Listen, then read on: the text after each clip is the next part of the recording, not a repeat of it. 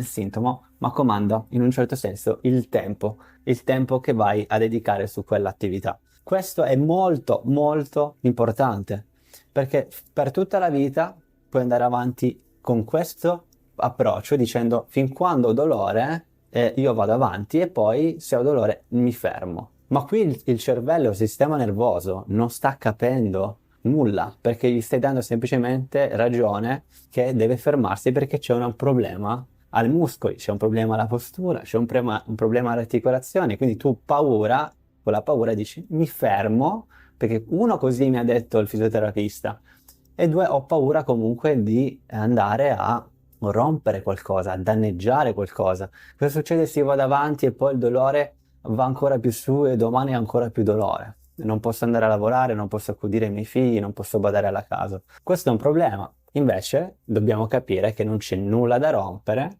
Gli esercizi, qualsiasi essi siano, non sto parlando di esercizi di rotazione o di questo genere di esercizi qui, perché non sono quelli che do io.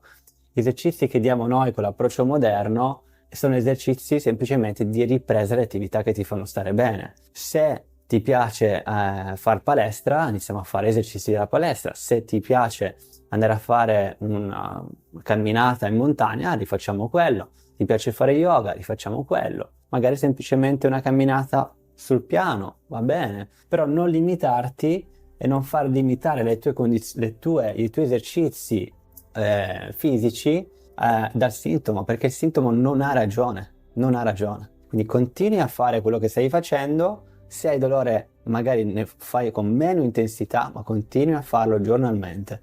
Qua, paura del movimento, paura del movimento. Cosa succede alla paura del movimento quando sei nella fisioterapia tradizionale? Nulla, spesso resta uguale. Anzi, forse aumenta perché ti dicono sempre stai cauto, aspetta, non andare troppo, non fare quello troppo. E invece nell'approccio moderno è ridotta in modo significativo.